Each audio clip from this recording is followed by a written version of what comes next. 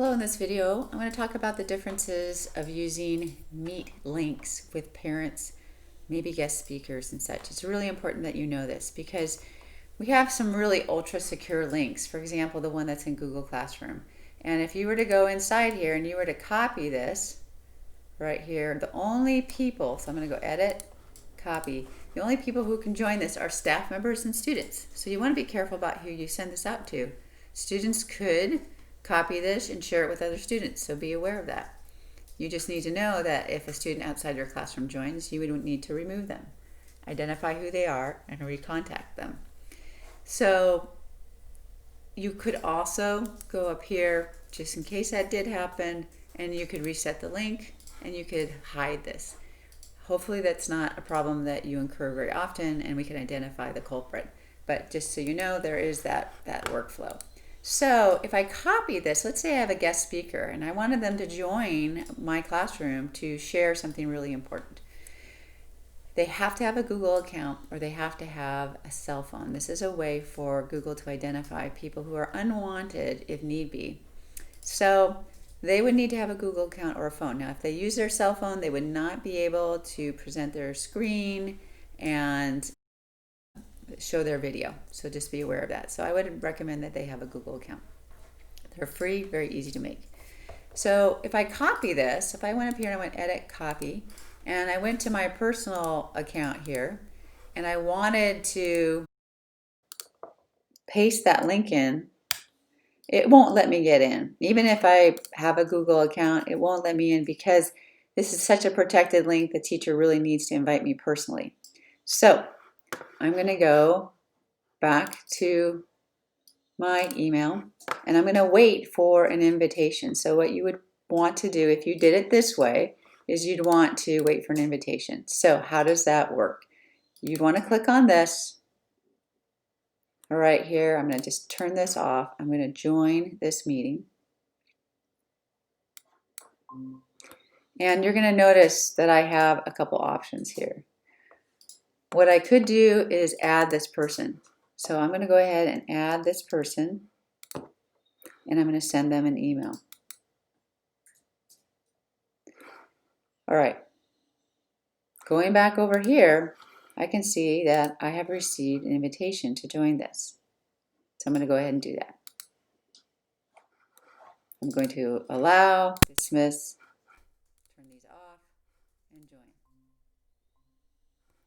What you need to be aware of, I'm going to hang up here, is that link really is a temporary link. So if you wanted to have this guest speaker come again, you'd have to repeat that process. Create a Google meeting by simply going here, and it's going to generate a new access code. So you would need to go here. You would need to make sure and add them here, and they would join. All right. Now the other thing that they can do is if they have a cell phone, they could be called. They could put in the phone number, and on their cell phone, I'm going to go ahead and call this. I'm going to turn up my volume. I'm getting a phone call. I'm going to answer it. It's saying that I have a call with somebody else. And I'm now in the meeting. I do not have the capability to present my screen or use video features, but I am in the meeting. Now I'm going to hang up. You have been removed from the call. So that's what you hear if you have a cell phone. I'm removed from the call. So that is really the only way that you could have someone join these really secured links. Now, if you're going to do a Google nickname link, it's pretty much the same.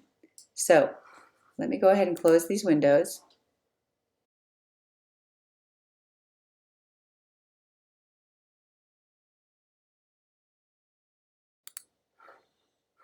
And let me go to Meet. What you need to know though is they can't join with code because they're outside of North Clackamas. So I'm going to go ahead and go here, and if I put in a nickname link called, guest speaker,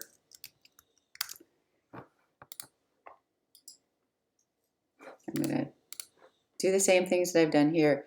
My students could join if they wanted to by going to the Meet app and typing in guest speaker. They would be in, and any other North Clackamas staff member. But because I want to have my guest speaker come in and I'm using a nickname link instead of my classroom link, I would want to go through the same process. Join now. I'm going to add this individual or their phone number. I'm going to send them an email. It's super important that they use the email link instead of going here, because if I go here and I type in guest speaker, because I'm outside of this domain, I'm not going to be allowed to come into this meeting. That's a good thing. An extra step, yes, but a good thing.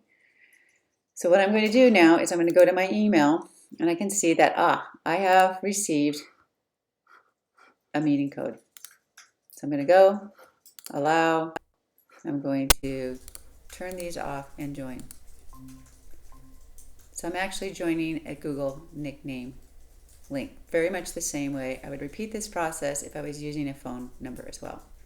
It is very important when you're done, and here's the teacher mode, to remove all participants.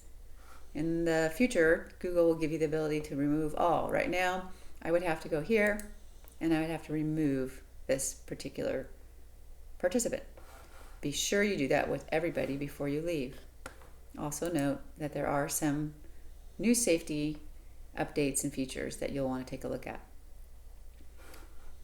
I'm going to remove this person. You can see that this person has been removed from the meeting. So that's just a quick overview of using your classroom link as well as a nickname link if you're having people outside your domain needing to join.